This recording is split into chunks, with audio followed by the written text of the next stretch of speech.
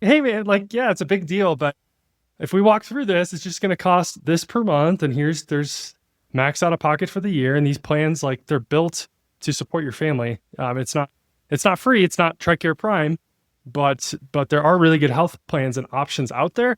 It's just a much more complex world than the military members are maybe used to dealing with. Welcome to the Fiscal Foxhole, the podcast proving you don't need a degree in finance, just some grit, a game plan, and maybe a sense of humor. Your hosts are retired Army veteran Rob Moore and retired Marine veteran Omen and Rob. Together, they'll help you dodge financial landmines, call in the air support on your savings, and laugh at the ridiculous money mistakes we've all made. If you can survive mandatory fund days, you can survive personal finance. Welcome to the Foxhole. Welcome to the Fiscal Foxhole. My name is Omen and and I am your host. And I'm also here to tell you that this podcast is not funded by the government. I am here with my battle buddy, Rob. What do you think about that? Yeah, we are 100% self-funded. We are here, government. If the government's open or it's shut, we are here. Good afternoon, Omen. Good to see you again. Yeah, it doesn't even matter. Well, Rob, on our last podcast, we had our very first guest, and today we have our second guest. Oh, yeah. Yeah, we got someone coming in from the Air Force today, which is kind of funny. You know, we just called Brandon over from the other Foxhole. I think the Air Force guy is going to come in on a golf cart, maybe with a nice warm coffee to join us. You're probably right. He's probably wondering what a foxhole is. Yeah, we've been friends with Eric for a long time and really looking forward to having him on the show. Yeah. And Rob, of course, is referring to none other than Erik Baskin, owner of Baskin Financial Planning. He and I and Rob have all been friends since about 2023, I think, is when we first met, right? Mm-hmm. Yeah, I think so. Before Eric comes driving up in his golf cart, we thought we'd just kind of prep the battlefield a little bit here and just mention that today's podcast is going to be about the differences in getting out of the military when you are pensionable and getting out when you're not. And Eric has a different point of view on this, having gotten out of the military before he was pensionable, and he still does the things that he loves doing, like spending time with his family and running a very successful firm. So we're excited today to get his take on how that's working for him and how that might work for you. But before we do, let's jump into today's headline. Today, Rob, I think we really could have taken our choice of news feeds. They pretty much all said the same thing. I just happened to take this one off of the BBC. Why the U.S. government has shut down and what happens now. This one was written by Anthony Zucher and James Fitzgerald. You know, on episode 1, and I do realize that as we record this, episode 1 was a few weeks ago, we talked about the market and how it might relate to a government shutdown. And here we are recording on October 1st. The government actually shut down. We don't need to talk about markets, do we? Yeah, the market moving today up or down is little consolation to those affected by the shutdown, plain and simple. Because we got people out there that are dealing with potential loss of income. I know in the past that these government workers have been made whole at the end when they have lost hours of work. But the uncertainty is really center focused for them in this acute moment, and I don't blame them. Yeah, I completely agree with you, Rob, that, back pay is one thing, but you are living in the moment. And so this is where people's finances are really tested. And when people think about government funding, and maybe not so much right now on the federal government side of things, but certainly in the military, people think this is a pretty steady paycheck. I really don't have to worry about this. And so they may not look at their emergency fund and think that they need a rather big one, but it's instances like this where it's just every once in a while. I mean, the last time this happened was 2019 for the Coast Guard. This happened. Yeah. And then 2018, the federal government shut down for 35 days then as well. And so, it's not all the time, but it's just enough. What do people do? Yeah. This has been a real discussion with clients beginning this year. Okay. And what I mean by that is the government employees, clients of mine that are government employees, our discussion around the emergency fund has changed. And that was before we even had this government shutdown. Because as you know, this year, government employment suddenly feels different. It doesn't feel as safe and secure as it once did. So, we've been busy modeling scenarios to deal with that unfortunate event should it occur. This is just one more layer of uncertainty that maybe we don't appreciate the level of stability we have with the military and the government until something like this happens. But man, that's painting it with an awfully positive brush, because it certainly doesn't feel like a good experience right now. Rob, 100% agree with you on this, that, even for those workers that are going into work today, they're not being paid. And so their head likely isn't in the game if they don't have the financial backing to support them through this stage, however long this stage actually lasts. Yeah, it's a good point. And like I said, that's what I meant by when we talk to clients about their emergency fund for government workers this year, it's changed. I know we talked about the emergency fund in episode 1, the 3 to 6 months, and the way you gauge that. Well, this is what we're talking about. And for government employees now, the case is made that maybe you need to have a little bit more than you originally thought. Maybe the 3 months was okay. Maybe now we need to look a little bit higher for more. But for those of you, for those people that do have emergency funds and are caught up in this, Omen, what's the best way to use that emergency fund right now? This might not feel like the emergency they thought they were going to use it for. Do they use it? How do they use it? Yeah, I actually think that this is exactly what emergency funds are for. Like we talked in our episode 1 that the emergency fund is insurance. It's insurance for your own income. So at that income loss, now you can use your emergency fund to supplement your needs. But I'll kind of foot stop needs there, right? This is the storm that we kind of plan for. And the unfortunate thing about government shutdowns is there's no crystal ball as to when this ends.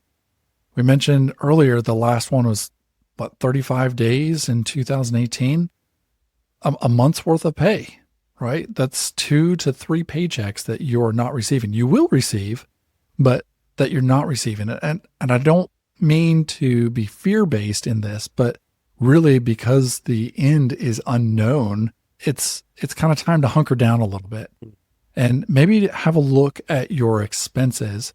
What are the things that you absolutely have to pay for? Make sure you prioritize those things. And then what are the things that maybe you could put on pause for right now? So those are all the discretionary spending areas like eating out and your subscriptions and, you name it, of the things that really you could just pause for 15 days, 20 days, 30 days, however long it lasts, to minimize the impact on your emergency fund and make it last as long as possible. Yeah, because even if you have a 3-month fund, it doesn't mean you need to exhaust a 3-month fund within 3 months. God forbid it lasts that long. But yeah, definitely, let's just go ahead and scrap the stuff we can live without, because we don't know. Instead of eating out, we're dining in, reading books instead of going to movies, etc. Now, there is also another twist that you can do if you do have debt, especially consumer debt, credit card debt, things like that. The goal of the lender is to get you to pay back what you owe them, correct?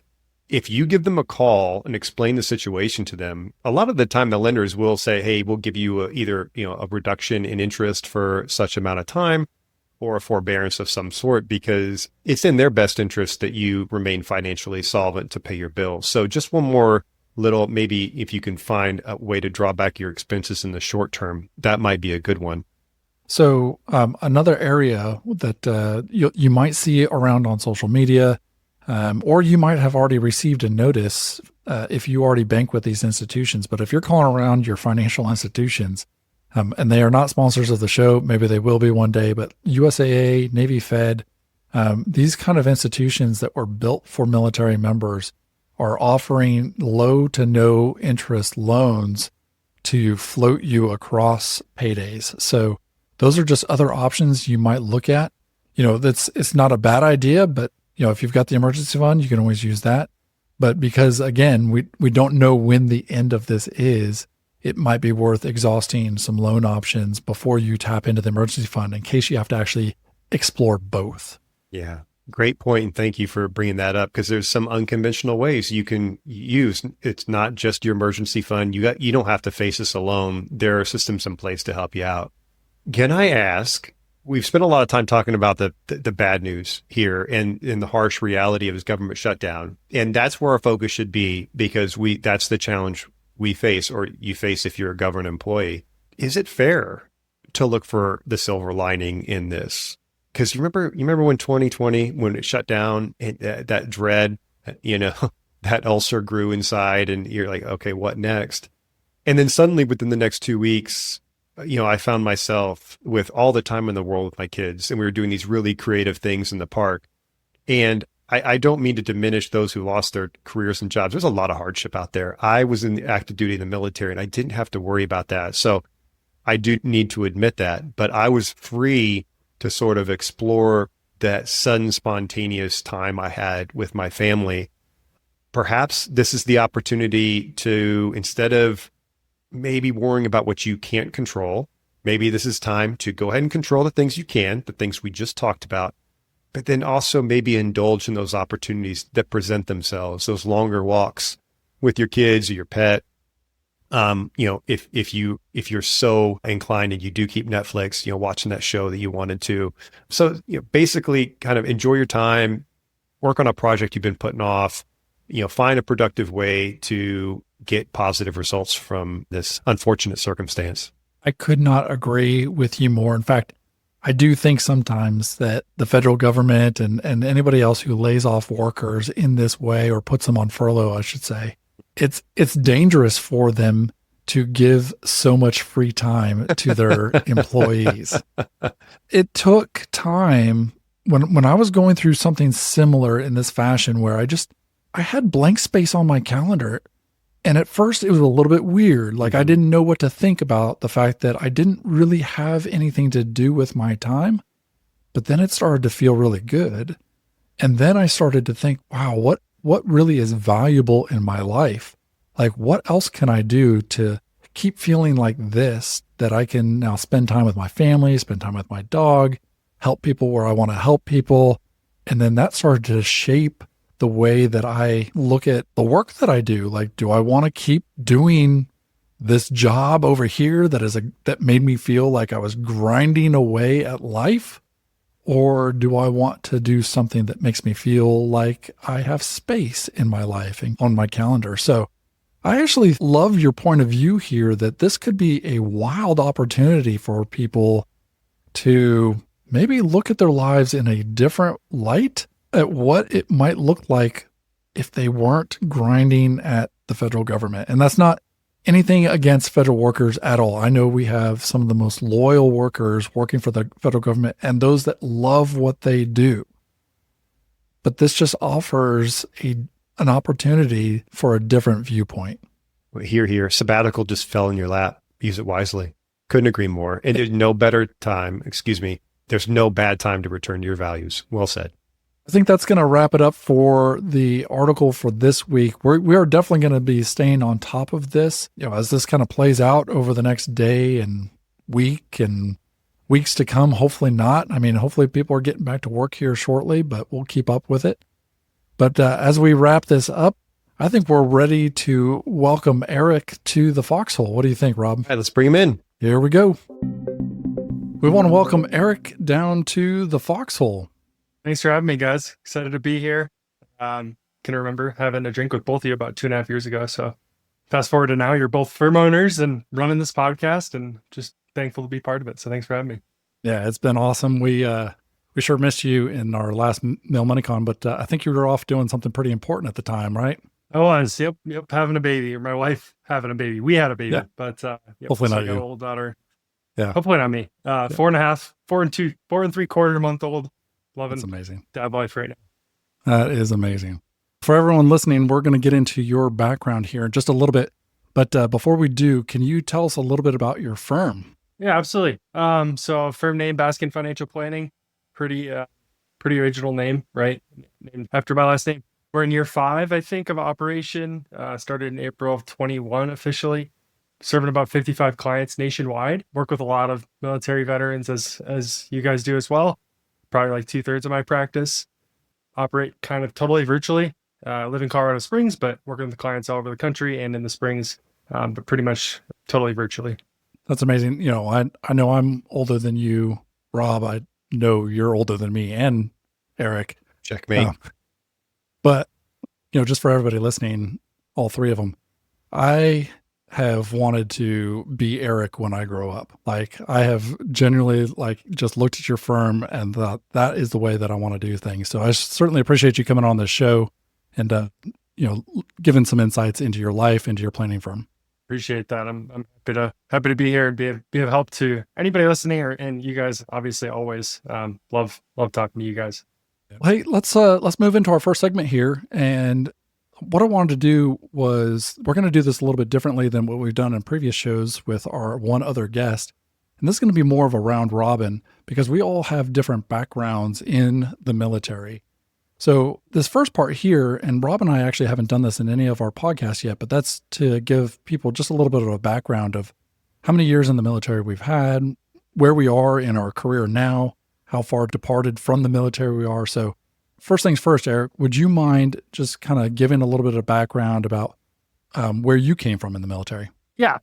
So I was a hospital administrator. Well, graduated from the Air Force Academy, 2018. Got into hospital administration. It's called the Medical Service Corps in the Air Force. Did that for 5.5 years in a couple locations in Wyoming and Ohio.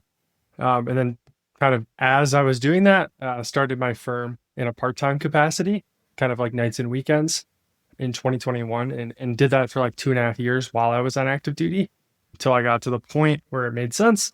And we'll talk about that to get out and do this financial planning thing in a full-time capacity. So yep, 5.5 years for me. My wife did 7 as an intelligence officer. So military was good to us, but life's pretty good now too.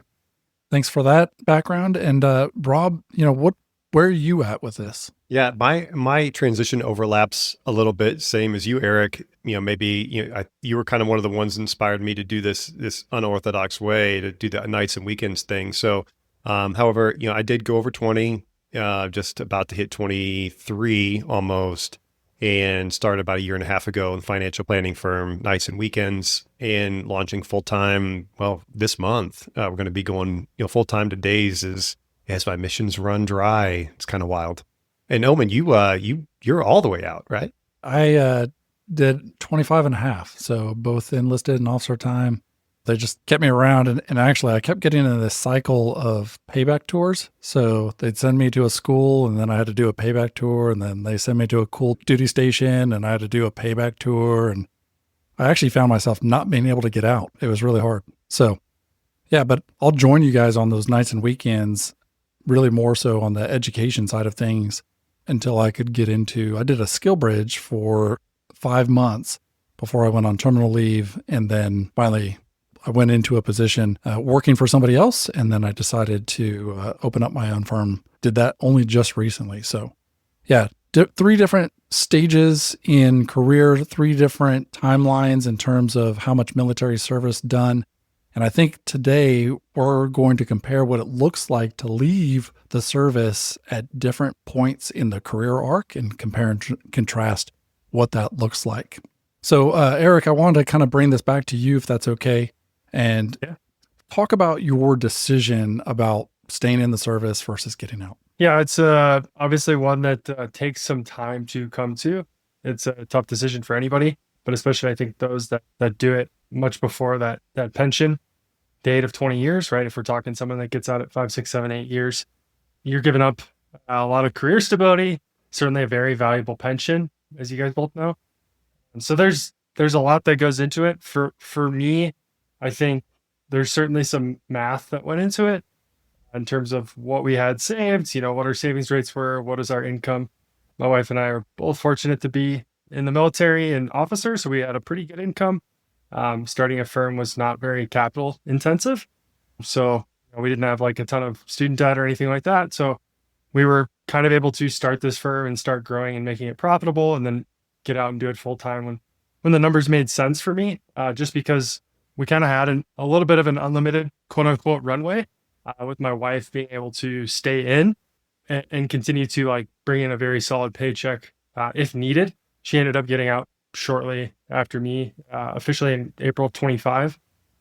So that was fun to make that happen and us move here to Colorado Springs full time. So I think certainly there's some math that went into it for me. Like, ooh, that pension's really valuable. I'm gonna have to make some good money in this financial planning thing to even make it like somewhat comparable. And I think that's the part that people don't quite understand, just how valuable that pension is. But then qualitatively was like the bigger driver for me when I just like sat back and looked at. I didn't mind what I was doing in the military. I thought it was interesting work. It was enjoyable. Like I didn't have complaints. Hours were good. But when I looked at the next 20 years of my life, and we knew we wanted to get married and have kids, and I just like fast forward, I just really, really value the flexibility to not have to necessarily work in an office job 40 hours a week, not have to like put in for leave, not have to maybe miss like a kid's soccer game or something like that. Like I look forward like 10 years and I said, what gives me the best opportunity to be the coach at every kid's sporting event? And what gives me that? And it wasn't the military. So for me, it was more that than it was the numbers. Because if you go by numbers, it's to be honest, it's really hard to make like a great case, numbers only, to get out of the military before 20 years. It's such a valuable pension. Unless you're going to make really good money, it's really hard. So for me, it was that qualitative side. How do I put my family first and spend the most time with them? And that's kind of been my North Star this whole time. Hi, y'all. Omen here. I know Rob and I have a lot of fun on the show, but I want to take a minute to get serious with you about Rob's financial planning firm, Everman Prosperity. Rob built his firm from the ground up around the core principle of being a fiduciary, serving the best interest of Americans and their families. No commissions, no sales, and no referral fees. Rob believes financial planning should be a transparent, ongoing process that provides peace of mind today and prosperous days tomorrow. Whether you're active duty, navigating retirement the first or the second time, need help managing your investments, or working to build a legacy, Rob meets you right where you are, but will never leave you there. Either click the link in the show notes or visit prosperwitheverman.com today to schedule your free consultation. Everman Prosperity. Pursue your prosperous life. Everman Prosperity LLC is a registered investment advisor in the Commonwealth of Virginia. This advertisement is for informational purposes only and does not constitute investment advice or a solicitation to buy or sell securities. All investing involves risk, including the potential loss of principal. Please consult a qualified financial professional before making any investment decisions. If I can, talk about that transition as far as it relates to the decision you made with the money versus the values and the decision to kind of live the life the way you want to design it, the way you want to live it. I'm the same way, but with me, I do have the pension, right? The numbers isn't quite as different from what I'm going to get versus what I'm getting right now, but there is a drop off, right? So I don't know about you, but I definitely have like a revenue goal that I'm trying to hit before that happens. And fortunately I'm on pace and it looks good. Was there a moment when you were facing this decision where your firm was gaining traction, momentum building, where you're like, hey, I can do this financially. This is a reality for us. Yeah, for sure. It kind of, to be honest, kind of coincided with me getting out. Like I had already pushed the button, so to speak, and literally. And so I started in April of 21. I got out officially in October of 2023. So that really 2023, that fall, things just really like exponentially picked up for me. It was going well. I don't know that I ever questioned that it would be successful in the long run. But for me, I was like prepared to have my wife in the military for another 2, 3, 4 years, us just stay in Ohio, like keep expenses low, all that. But it just like picked up kind of a little bit overnight in late 23, early 24. And it's just, we've just been super blessed ever since. So it was around that time that it was like financially, like the numbers really started looking good for this firm, not only for replacing Air Force income, but kind of being the income that's going to feed our family for many years to come. So it was around that time, but it's funny. It's like I burnt the boats almost. I hit the button before it just kind of happened all at once. And there's like, there's Kitz's studies and all that say, hey, it just takes 2 or 3 years. I've told you guys this. I'm a broken record. When I talk to advisors, it just takes a few years to get there. And that just kind of happened for me, kind of right when I was getting out and focusing on it full time. There's a couple of points here I wanted to draw out too that I found fascinating, Eric, is that when you speak with service members that get out before they're pensionable, 99.9% of the time, they're headed to another job working for somebody else, right? They're getting a W-2 job. It could be, a contracting job, working with some other government employer, or they could do a 180 out and go do something completely different. I don't know. But it is usually working for somebody else. You burnt the boats and went and opened up your own business, which to me seems far scarier for most people. And the evidence, not only what you talked about in the terms of you saw quote unquote overnight success, which was actually the result of 2.5 years of work, light up there in the fall of 23 and early 24, so much so that your wife was able to get out of the military. You had mentioned earlier that she was basically the safety net. Her paycheck was the safety net. Yeah, and the benefits. You were able to cut, and the benefits. Yeah. You cut that safety net and she was able to get out, and you guys now live the life that you had really kind of dreamed about.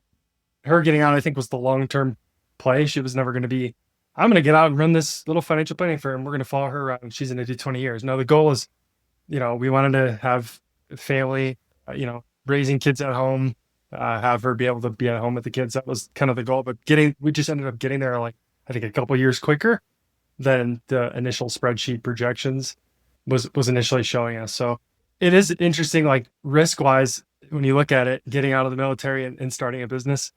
If you do it right, I think the military can be one of the best launching pads for an entrepreneur, right? We've got great benefits while we're in, really, really steady paycheck, although we're recording this the first day of the government shutdown. So, but we see military, but anyways, for the most part, relatively. Really steady paycheck for the most part. And great benefits. And if you're married to another military service member, like I was, they've got a really steady paycheck too. So it's a great launching pad.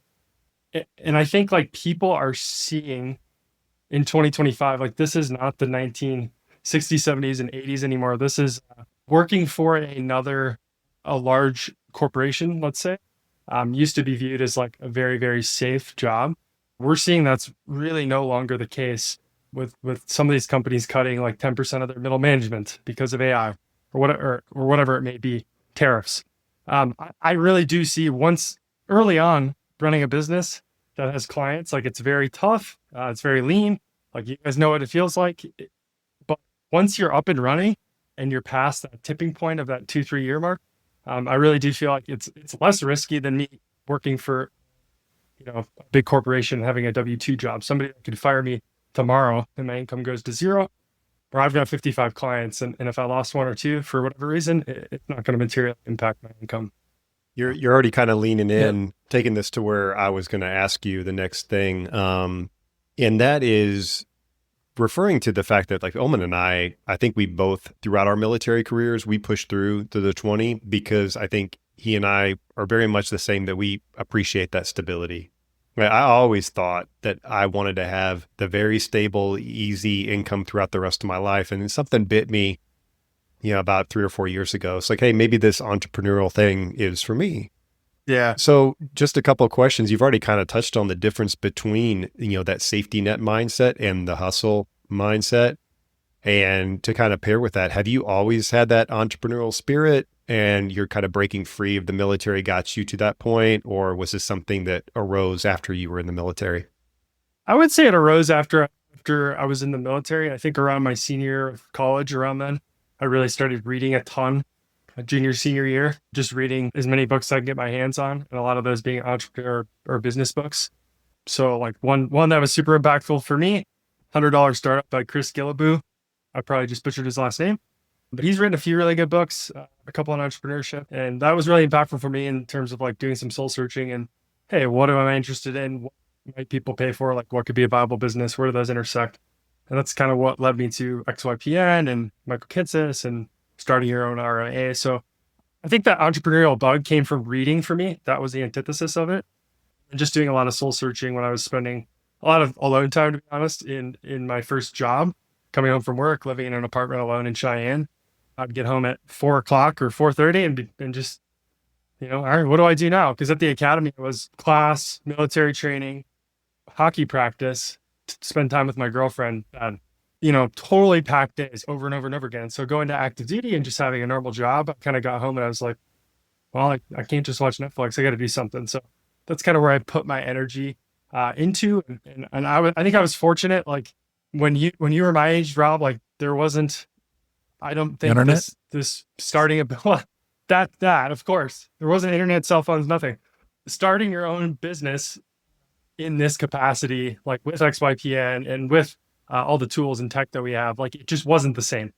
It wasn't there.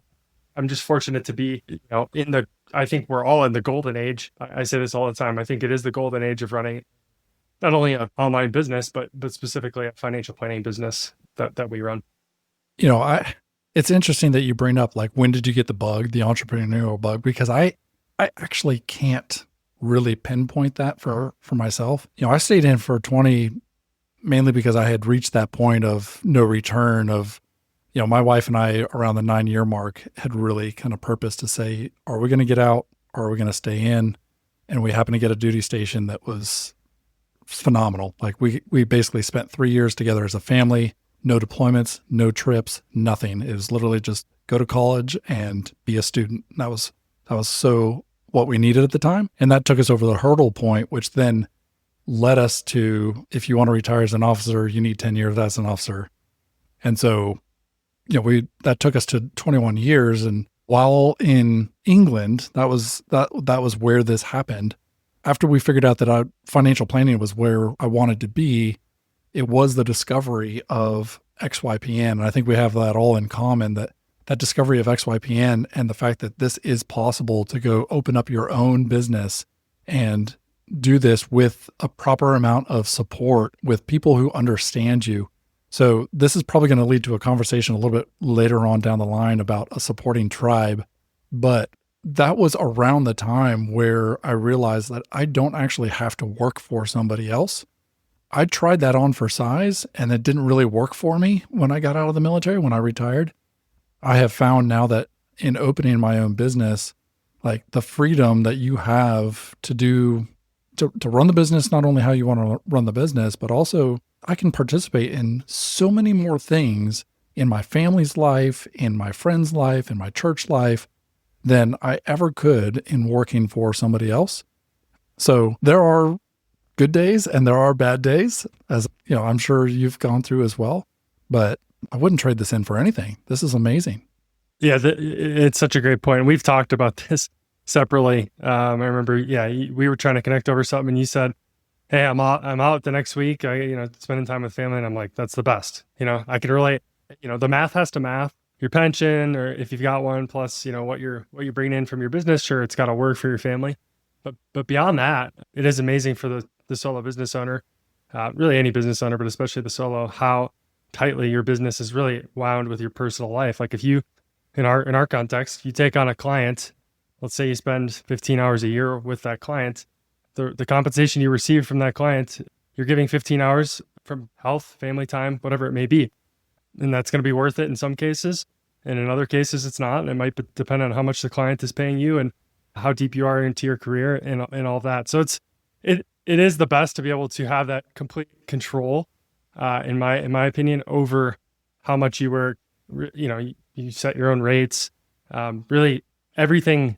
You don't necessarily have to do anything you don't want to do past a certain point. As long as you're making enough for the family, nobody says you have to work 40 hours a week. Nobody makes your rules. You make the rules. So it's a privilege to get there. Like you have to work hard to get there. But once you're there, I truly believe business ownership is optimal, at least for me. Really think those are good points, both from Omen, you, Omen, and Erik. For our listeners who are military, Erik, you're talking about trying to just make sure whatever comes next, whatever that is, it fits into your personal life. And Omen, what I took away from what you were saying is finding that community to make it real, right? Finding that next community. That's one of the things we have in the military with that built-in community.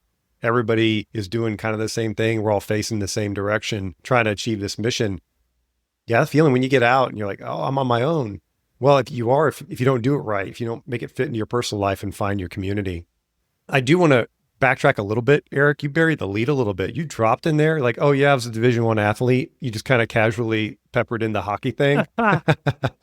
So No, I didn't say that. well, I tell you what, it's a perfect transition because as I look at you, you got all your teeth. So this speaks to either the wonderful benefit of the healthcare. You were a healthcare administrator, right? So it made me think about that part of the decision. With the military, we've got a ton of benefits, including the healthcare. It's, I think, probably the biggest one that we face out of pocket if you don't have that military benefit. Can you talk about how that experience was? Trying to value those benefits and how you were going to try to recover that once you got out of the military completely. Yeah, absolutely. I mean, it's valuable. You look at, depending on what you're comparing it to, if you're on the marketplace or if you're working for an employer, sometimes your health insurance premiums through your paycheck can be pretty substantial. So, it could be valued anywhere from, I'd say, $7 to $20 grand a year, depending on what other plan you would have on the outside, right? Free versus what it'd be on the outside.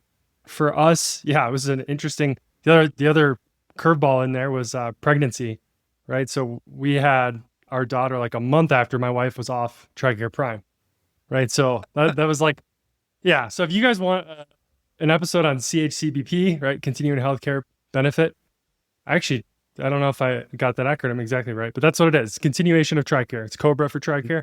I know all about it because we had to do a real deep dive on it and used it for our daughter. So we used that and then went through a health insurance broker to kind of figure out what makes sense on the outside. But yeah, that's certainly part of the calculus. If you're going to get out like that, that's going to be expensive, especially if an employer, a corporation of some sort, Amazon, isn't footing the bill for like a majority of that premium. So it was part of the calculus. It wasn't enough for us to, I think a lot of people, to be honest, that's the one thing that, like, if I'm talking to like client, prospect, friend, thinking about getting out of the military, it's the one thing that like blows their mind is like, healthcare. I can't get out. I can't do it. Can't do it. And it's like, hey man, like, yeah, it's a big deal, but if we walk through this, it's just going to cost this per month. And there's max out of pocket for the year. And these plans, like, they're built to support your family. It's not free. It's not TRICARE Prime, but there are really good health plans and options out there. It's just a much more complex world than the military members are maybe used to dealing with. Real quick, did you find one that jived with being a veteran? Did you find any benefit to that? Because, Omen and I are going through the retiree process and navigating that. It's simple enough, somewhat complicated, but did you find any benefit to being a veteran? Not specifically to being a veteran. I mean, you're going to have the marketplace that you can go on, whatever.gov, whatever state you're in, it's going to have a marketplace plan. There's things called MediShare. So we've been on that. That's like a health sharing program. It's not technically insurance, but it operates as insurance essentially. So that if you're really healthy is a potential option. VA healthcare, right, is an option as well. So if you're 50% disabled or above, you have free VA healthcare for yourself forever for anything. If you're 10% or above, you're going to have free VA healthcare just for those rated disabilities. So that's something I don't think people totally realize and take advantage of. They just kind of push it to the side because they think, oh, that's military healthcare. It's not any good. I've used it. It's plenty good. It's free. Yeah. So certainly an option. And then one I'll add on the healthcare front, if you're able to get 100% disability, VA disability, which a lot of folks are, your family gets free healthcare forever through Champ VA. Very little known benefit, to be honest, from folks that I've talked to. But that is free healthcare for spouse and kids forever. That's a good note. And also, I think that's an early misconception, especially for young service members, if they're facing getting out, is not understanding that the VA benefit, VA disability does apply to them. It's anytime you get out of the military, I think They just assume it's for the retirees only. But thank you for clarifying that. Hey gang, it's Rob here. I wanted to take a moment and tell you a little more about my buddy Omen and his financial planning firm, Formander Wealth Management. As you already know, Omen is a proud Marine Corps retiree turned financial advisor. That's right, his firm is a faith-based financial advice firm focused on the values and life goals of active duty military veterans and retirees, federal and state government employees, and of course, all their families. Formander Wealth Management is a fiduciary, fee-only, flat-fee firm. That means there's no commissions, no referral fees, and no percentage of asset management charges. Just one clear price for advice that is always in your best interest. Whether you're preparing for retirement, navigating a major life change, or simply seeking clarity in your financial decisions, Formander stands ready to serve. Learn more at www.formander.com. That's www.4myndr.com. Formander Wealth Management LLC is a registered investment advisor in the Commonwealth of Virginia. This advertisement is for informational purposes only and does not constitute investment advice or solicitation to buy or sell securities. All investing involves risk, including the potential loss of principal. Please consult a qualified financial professional before making any investment decisions.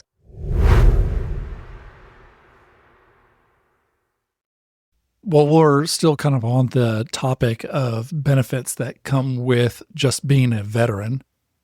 Were there any other surprises, or are there benefits that you have today that are available to you just because you served in some form or capacity that you've been able to take advantage of or that you'd want people to know about? Yeah, I think the two big ones, right? We talked a little bit about VA disability compensation. So that's one foot stomp. I don't care if you did 4 years or 20 years, just get with a VSO, go and do your claim. Getting things documented and getting them service connected, you just don't know what's going to hurt later on. Like, it's just best to do it right the first time. VA healthcare, potentially, we kind of talked about how that's tied in. I'd say the two for me, one for me and one that doesn't really apply to me, but would to most people. One is the VA loan, very good rates compared to typical rates if we're comparing 30-year mortgages. The ability to put 0% down. As a veteran, if you have a disability of at least 10% rating, you have no funding fee, which can range anywhere from 1.5% to 2.4% these days on the funding fee. So it's a pretty big deal there. I've had a client owning one house and buying a different house in the same city, and they're moving, and they're able to use their VA loans and put nothing down on the new house, and then put their old house on the market, take the equity, put it down. So it's kind of like a very useful thing to have in your back pocket. And certainly there's folks that have talked about, I don't know if I'd advocate for this, but just getting VA loans everywhere you go, and maybe house hacking and building up a rental portfolio. I've seen it done really, really well. I've seen it blow up on a client of mine, actually. So it's, kind of a double-edged sword, but VA loan generally is a really good thing, really cool thing. I could tell you a specific example where it's awesome for me. We had a conventional mortgage here in Colorado Springs in our house. We recently refinanced to a VA. It dropped our rate a little bit, but the reason I went to a VA is specifically because of the potential for IRRLs. That's a VA streamlined refinance in the future. So refinancing your house is typically kind of expensive, $3,000 to $4,000. But if you have a VA loan, you can do what's called an IRRL, streamlined refinance, and drop that rate. Usually it has to be at least a 0.5% drop. You can usually drop that with minimal underwriting, just a pay stub, basically, income verification, and your recent mortgage statement, and they can drop that for $1,000. And it's usually kind of a no-brainer if rates drop and you have a VA loan. So I think it's pretty useful. Certainly has been useful for us. The other one for most folks didn't apply to me because I didn't earn it, is GI Bill. So for you or your kids, potentially, if you did at least 5 years, if you were a Service Academy graduate, you'll have 100% GI Bill. Sorry, 3 years for everybody else. 8 if you're a Service Academy graduate, you'd have 100% GI. If you were able to transfer that to beneficiaries, your kids are going to have GI Bill. Potentially, those benefits could be really, really valuable depending on where you're using them, what kind of institution. If you're able to go to a yellow ribbon school, or one of your kids goes to a yellow ribbon school, it's able to match or make up for the difference in tuition between full price and what GI normally pays. Pretty crazy. People going to Harvard, Northwestern, et cetera, and it costing nothing. So those are two big ones for me. I think it's important too, as we kind of look at the scope of what benefits you have still as a veteran who didn't do 20 years. And there's nothing against anybody who does 20 years, right? Service is service. But I think moreover, the nuggets that we're pulling out of this is the alignment of your values, particularly your values of freedom to spend time with your wife and your daughter and any other kids you have. And the fact that it is still possible to do that, right? You don't have to retire from the military to do what you want to do. So I have been incredibly appreciative of your willingness to be open about that and to share with everybody who's listening here, what you can still take advantage of because you did some service time, right? So thank you very much for that, Eric. I really appreciate that. Kind of the last bit here, what advice would you have for anybody who is on the fence about, you talked about it earlier, about the math that it takes in order to decide to get out before being pensionable? What advice would you have for anybody who's kind of on the fence about that? Do the math. There's a bunch of different ways you can do the math. Time value of money. You can make it really complicated. At least go to I would start with just going to the government websites. I don't know off the top of my head, but the DoD website that gives your potential pension. If you're an officer, hey, what does an 05 with 20 years make? If you're enlisted, right, what's the E7? Whatever we think you might make in 20 years, what rank? What does that pension look like someday? Just so you have an idea. Some people have no idea what that looks like. Then it's doing maybe some basic retirement napkin math of hey, when do we think we'd stop working if I stayed in the military and got this pension? What is that giving us on a monthly basis? Versus, all right, we get out of the military. It's all on us. We can set aside Social Security for a second. What do we have to build in a portfolio to be able to draw off, $5,000-6,000 a monthly income, whatever it may be that needs to support your family. So that's kind of basic big picture, how you'd come up with, hey, what are those numbers? If I get out, we need a $2 million portfolio. That's a lot. If I stay in, we don't really need any portfolio because this pension is going to be awesome. And then it's adding in, if you want to, stuff like TRICARE. What is that? What are we valuing that at a year? 5 to 10, 15 grand. Maybe the GI Bill. Hey, our kids are going to go somewhere expensive. Maybe the GI Bill to us is worth 200 grand. That's a benefit. So it's kind of feathering these other things in that are certainly considerations when we are doing the math. And then the math is the math. That's one thing. And then set it aside and have the soft, squishy conversations, which are probably going to lead you to your real decision, I find most times. Yeah, that's a great. Yeah, I was just about to go there with the values, right? The math is a large part of the scale, but being able to put the values on the other side of the scale and see how that all comes out is not being reckless, right? But because you already mentioned benefits that actually take time, additional time in the service to achieve, there might be some compromises in that perhaps you go a little bit further than you had really wanted to in order to get a certain benefit. But then you decide to get out and do the thing that you really wanted to do, and now you get the best of both worlds. So a little bit of pain for a lot of gain. Rob, what was kind of behind your decision point to stay in or get out? I think going back to what I talked about, the security that I appreciated at income, that was my character. But I think the most interesting thought experiment, and maybe you can join me on this, Omen, is imagine us when we were 5 years in, 4 or 5 or 6 years in, if we were as smart as Erik and as we could kind of see the future as well as he did and push that I believe button, what would have we done differently to position ourselves? Because I was not in a good position to do that. One, we did have a kid, and I know that's no excuse because Erik, you pulled that off right after getting off, but we already did. So that comfort level of the security and the healthcare felt really good. But if I was to think back of how I would position myself better, the answer that's right there and easy to grab is have more saved in the TSP.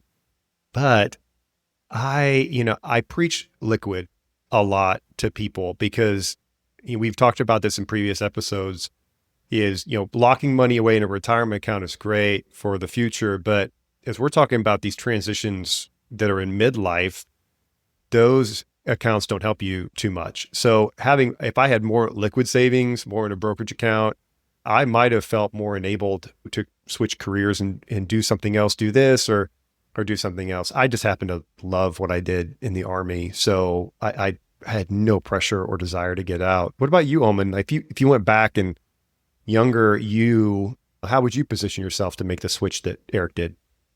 Corporal Qualvog went on a ride-along for the California Highway Patrol, getting ready to get out after my first 5-year enlistment. Was this a voluntary ride-along or in handcuffs? It was in the front seat. It was definitely in the front seat.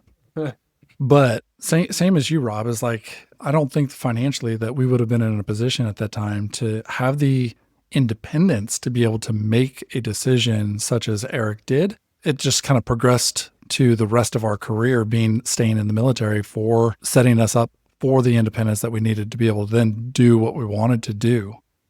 I'm not so sure I would do anything different. I actually really did enjoy the job that I did. It's very niche in the military, but I was about as joint service as we are in this podcast right now. I spoke joint all the time, and I really did enjoy the people I hung out with and the job that I did. There's just no call for it really outside of the military. So, nobody wants people shooting down airplanes out here. So, Erik, before we get into our next segment here, can we just ask you to just kind of wrap up what you feel is important out of all of this conversation that we're having here? For me, it starts with values. Like, what do you enjoy doing? Do you love your job in the military? You love the people you're working with? Awesome. I mean, I've talked to folks that just love what they're doing. They couldn't imagine anything else. Awesome. Like, we don't have to talk about getting out anytime soon. But if there's something itching at you, whether it's going and living somewhere else, not moving around, not getting deployed, starting a business, whatever it may be, like then I think it's interesting to go down the road of, hey, what does it look like to get out? What am I giving up? We can start kind of running those numbers I was talking about, and then kind of making a plan. If you do hit the button, so to speak, and burn the boats, how are we going to actually do this? Cash flow planning, tax, how are we going to get healthcare? That's kind of where the rubber meets the road of the financial planning, a lot of the work that we do with our clients. But I think it's a qualitative and quantitative conversation that's really complex and not an easy decision for most folks. So usually stuff that happens over a long period of time is kind of more of a realization than it is maybe an overnight decision. A lot of these conversations between spouses might happen over a period of years and they come to a decision. So not easy for anyone. I don't wish this decision. It's exciting because it's new horizons for some folks that are getting out, but it's complex and it's stressful. So in that sense, I don't wish it upon anyone, but I think with some thought and some planning, it can be maybe a little bit less stressful and have a better outcome. Erik, that's a pretty amazing summary. And man, your input today has just been invaluable. Like I can't imagine that somebody wouldn't listen to this and walk away from it thinking, I can actually go do this, set myself up for a solid financial runway, use the community I've got around me to support me. I've got some support systems in place. I think I can actually do this without staying in for 20 years. We did touch on earlier, and I know we said we were wrapping things up, but I did want to point out one thing, and Rob, I'll ask you this about the fact that community is critical, particularly for military folks who have been around community for all their lives. And as you get out, you need that kind of community, but for entrepreneurs. So Rob, what are your, you really do take this one away. What do you think about community when it comes to what we're doing right now? Yeah, it's self-evident that you need support and belief in what you're doing. Because Erik, you talked about what Brian O'Neill, our fellow colleague, talks about. It's called the pushing the I believe button. Man, it certainly helps when you got a bunch of people that believe in you, or, you're surrounding yourself. And for us, obviously, that's the MFAA that we belong to. We believe in a lot of the fellow colleagues that we lean on that I don't think I would have made it this far without them. I definitely wouldn't have believed in myself to jump, hey, I'm going to do this entrepreneurial thing with 3 teenage kids without that community. It's so valuable. Omen, I know you have the church that helps you, and you've got a family that supports you as well. It's just one of those things it feels like we're on our own. It feels like we're kind of going out and doing this thing, exciting thing, trying to build it from scratch on our own. But really, with the right people with us, we're definitely not. Yeah. So speaking of wisdom, from both of you, I get to test it now. This is the segment of the show where we move on to the trivia challenge. Erik, you're in the seat today and you're playing on behalf of Omen. We had a thought when we started the show that any guest we had, that they would be either officer or enlisted, they would play for the appropriate. So I find it appropriate that you're playing for Omen. Right now, the score is currently tied 0-0. Neither of us have answered any questions correct, but maybe today's the day. What do you think, Erik? You ready to go? Let's do it. All right. Don't let me down. Challenge. Don't let me down. All right. Your question. In 2024, the VA loan program lent a combined $155 billion in new purchase, IRRRL, as you pointed out, and cash out loans. However, this number is much lower than the peak volume experienced in 2021. The question to you, what was the total amount of loans guaranteed by the VA in 2021? Was it A, $223 billion, B, $290 billion, C, $341 billion, or D, $447 billion? I'm gonna say 341. That was C, right? You're gonna go for C? You're circling C. I'm gonna go for C. C. You are incorrect. The correct answer is D. Yes, it's D. Oh my 447. gosh. I was gonna go for the biggest, but the gamesmanship in me thinks you would have not made that the answer. But I'm trying to do reverse psychology here, but that doesn't shock Yeah, me. 447. That's It crazy. did shock me because I was digging through the number. Not only was that the biggest year, it was the biggest year with a bullet. And that kind of indicates the amount of transition I did. We moved in 2021. We moved from our townhome to the family home that we own now. A lot of transition in the world at that time, obviously. So the VA loan. And what was the average mortgage rate in 2021? Ooh, that's a good I point. think that's the biggest driver. Yeah.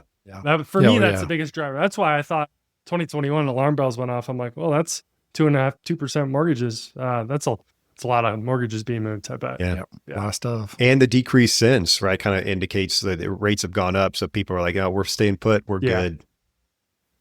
Well, off of Eric's disappointing answer for me, we're still tied 0-0. We are going to wrap up today's episode. Eric, we are so appreciative that you joined us today in the foxhole. We hope you enjoyed the foxhole. We did kind of clean it up here for you a little bit, especially because you came from the Air Force. We don't have a golf course for you here, unfortunately. Does Ah. Eric ever, Eric, do you know what a foxhole is? This is a foxhole. Have you ever seen one before? We didn't even ask. I need an education on that. Yeah. Oh, man. Like, we totally missed that. All right. Well, anyway, we do appreciate now that you know what the foxhole is, that you joined us here today. Before we go, can you tell people where to find you? Yeah, absolutely. BaskinFP.com is my financial planning firm. I've got a LinkedIn. I'm not on there much, to be honest, these days. Best place to find me is probably just my website or email, Eric@Baskin, BASKINFP.com. I've also got a podcast, Veteran Finance Podcast, that I try to do every other week. So yeah, thanks for having me, guys. This is a blast. Hopefully I'm allowed back at some point. Would love to chat it up with you guys. We'll think about it. We'll think about it for sure. Everybody, we hope you took something away from this, as we always do from every single episode we do. We appreciate you hanging out with us in the financial trenches. So, Rob, what are our key takeaways for today?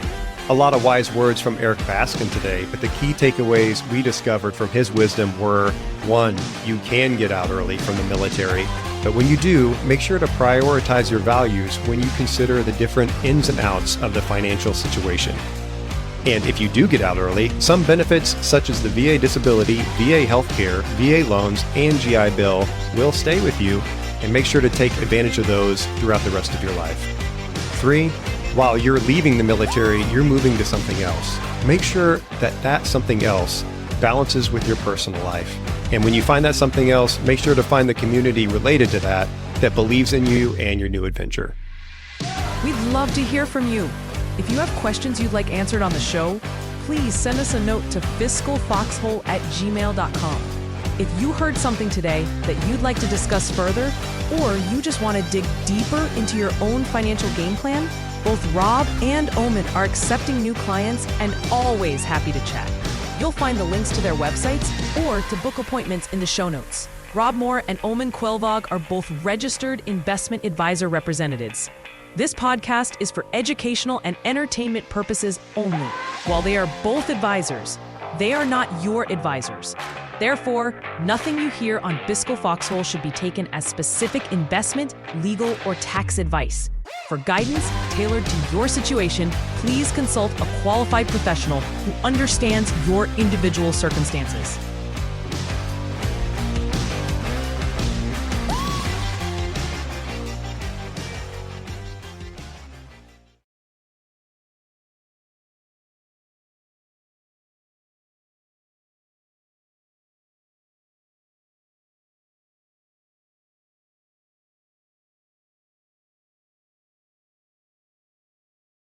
Omen, something I realized recently, I look back, my kid bought something for themselves and, I was looking at it and like, oh, that's really cool. Yeah, he bought it. And I did some reflection as a man in their 40s. Like, man, I just don't buy stuff for myself anymore. It's sad, the clothes I have. It's so old. What about you? I mean, do you feel the same way, or have you bought yourself anything recently? I mean, I buy things that I find valuable to me. And so like clothes, I don't put a lot of stock into clothes, honestly. Like it just, I'll wear things until they wear out. But my hobbies, I put a lot of money into my hobbies. Oh yeah. Yeah. Like cycling, I just went out and bought a bike rack for my bike, for my truck. And then for my marathon running, hang on, I'll bring it up real quick. So anybody who's just listening, you're not going to be able to see these, but I just bought the Nike Vaporflies. Those are slick. So these things are supposed to make me at least 15 minutes faster on my marathon. So I was going to say this makes me think a little bit of the Sandlot. If you remember the Sandlot, like breaking out the shoes. Those are beautiful. Reminds me of the joke that being an adult sucks. When I buy new shoes, no one asks me how fast I can run in them. So you said okay, so you said 15 minutes off your pace. So what's your pace? Well, my goal for the last 3.5 years has been to time qualify for the Boston Marathon. And this year for the Marine Corps Marathon is a qualifying race. So at the end of this month, I will run the Marine Corps Marathon. And I also kind of reached the crossroads of I turned 45 years old this year. So I moved into a new Boston time bracket.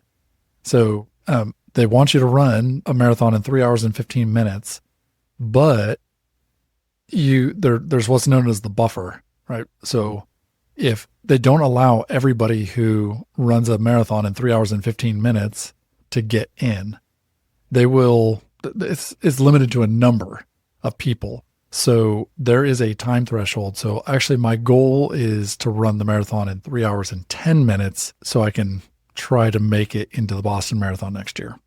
You're crazy. I'm sorry. In 2 years. In 2 years. Yeah. When you said, hey, I bought something that I'm going to run in. Yeah. I know you're a Marine. So I was expecting the little tightest shorts that I could imagine, the silkies. Do you still run in those? Close, but it's funny you bring those up. I mean, I was I run in some pretty decent shorts. They're expensive. So I was trying to find one on sale and I wear mediums. Everybody's going to know everything about me on this one, but I wear mediums and a buddy of mine has the same shorts and but he said, oh, I think I've got a pair of mediums and with tags, like I'll sell them to you. So he gets back and he says, no, they're all smalls. I said, I could probably sneak into smalls, but it reminds me of running back in the days of the Silkies. So where it's a little bit more revealing than anybody on the Marine Corps Marathon path is going to want to see. So yeah, you don't need to be a distraction to everybody out there. No. Right. Yeah. No. So when's the race, the marathon? You're running it soon, right? It's October? Yeah, October 25th. Well, we'll keep track of that. We'll hear all about that when you complete it. I'm on the opposite side of that spectrum. When it comes to running, I got the permanent profile in the last year with, knees and feet. Being a big guy just, kind of caught up with me. I know that's no excuse because, I mean, you're pretty big yourself and you got no problems. I think we need to codify big, right? Like it's, you're tall and you're built. Mm-hmm. You're not overweight or anything like that. That's not the issue. I'm getting there. Okay. Yeah. Well, I wouldn't also classify myself as rather large either, but yeah, it definitely takes its toll. I get laughed at when I go get my cycle worked on because my bike, that is, get worked on because they know it's only a matter of time when my running days are over and I am 100% on the bike. Well, hey, good for you. Can't wait to hear all about it. Thanks. What do you do? What do I do? I annoy my kids. No, I mostly lifting. I think that's the one thing that a lot of older people neglect. So keeping up with the lifting, staying active. I find getting steps in helps a lot. And the worst part, watching your diet. God, I hate it so much. Remember the days you just eat whatever. And now like you work out and you're active and you still got to watch what you eat. It's a real bummer. It's nuts. Like I thought, so just for context, right now I'm running upwards of 60 plus miles a week, and I still have to watch what I eat. Like I thought pounds would just melt off, and nope. My body's like, nah, bring it on. Just Life like, is undefeated. What in the world? Yeah. That was crazy. Well, hey, you're fighting the good fight. Don't go silently into that good night, as they say. And really can't wait to hear about your progress, and fingers crossed for that qualification. Appreciate it, Rob.